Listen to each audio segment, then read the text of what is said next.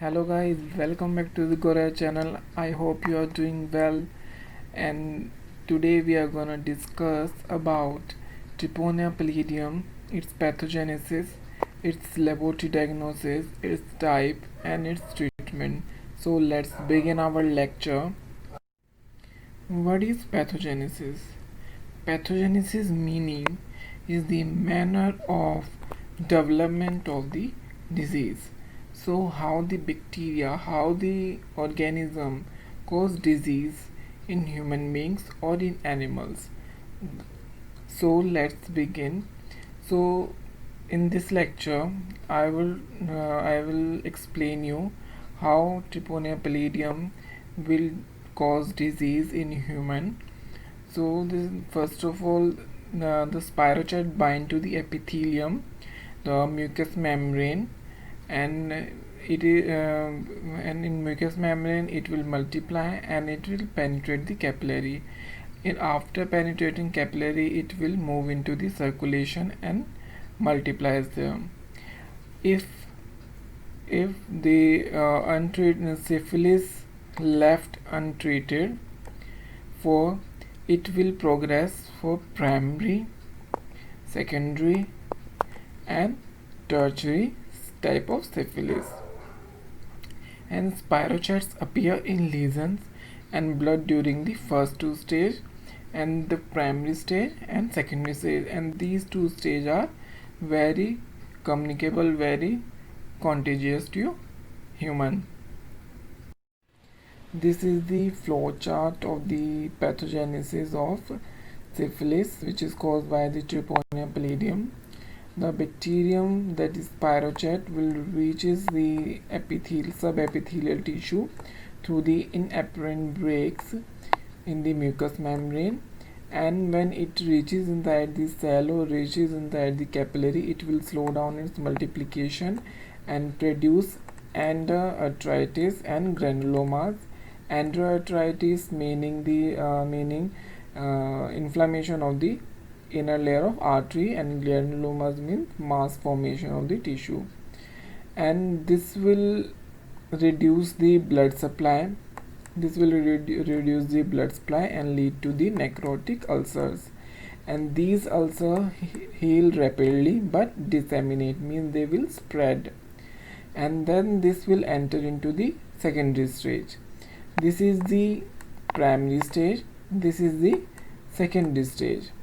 So when bacterium reaches into secondary stage, they will form the red color rash, which is known as roselia or popular rash, and it will also form condylomata. Condylomata means wart like structure will form on the skin. The condylatal lesions are formed in the mucous membrane junction, and this will make secondary stage very infectious. Then after the secondary stage, the latency period will start. The latency period may be due to the surface binding to the host component such as immunoglobulin and complement component without sacrificing bacterial motility. That means bacteria will bind to the surface or host surface component, that is the immunoglobulin or complement system. This will not reduce the bacterial motility or bacterial multiplication, and after that long persistence of bacterium, this will lead to the hypersensitivity, means this will lead to the allergic reaction, which will cause itching to the patient which is suffering from the syphilis. Type of syphilis. Syphilis in mainly four type of. First is primary syphilis, in which appearance of the hard cancre at the site of inoculation. Cancre heals spontaneously. In secondary syphilis, primary syphilis and secondary syphilis are part of the venereal syphilis. So in secondary syphilis, fever, headache, sore throat, red or brown rash on the skin, palms and soles, and rashes disappear spontaneously. In tertiary syphilis, about 30% of infection enter in tertiary stage and can last for 20 years or longer. Numerous pathological complications occur in susceptible tissue and organs like neural and cardiovascular symptoms, gomas develop.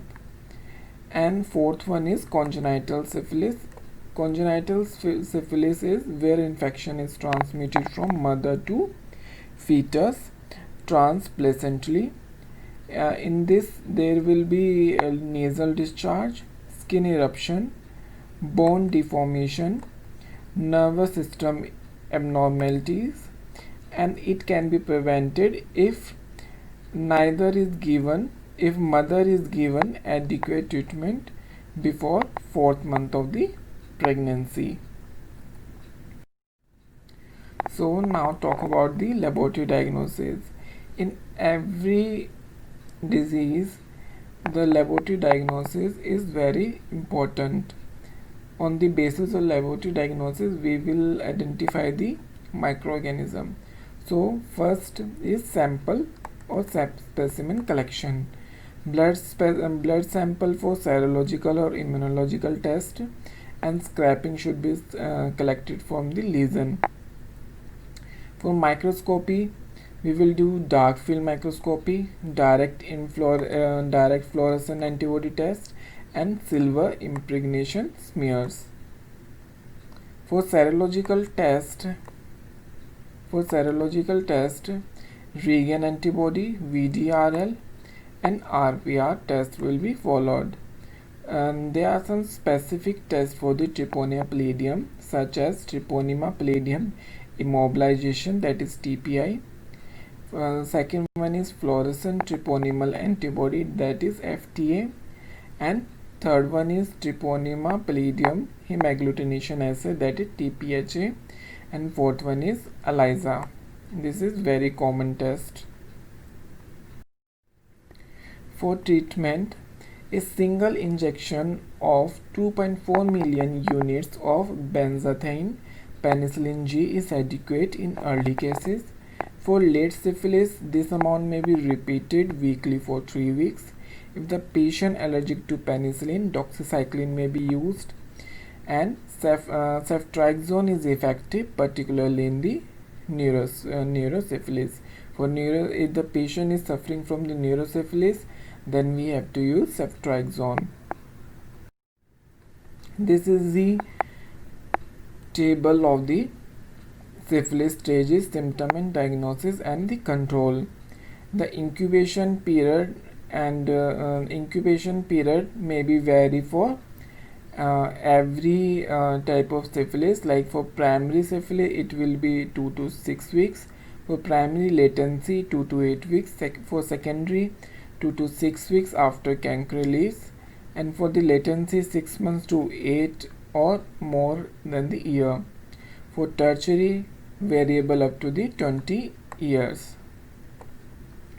And the clinical settings will also be different for the every type of syphilis stages, and the diagnosis could be same.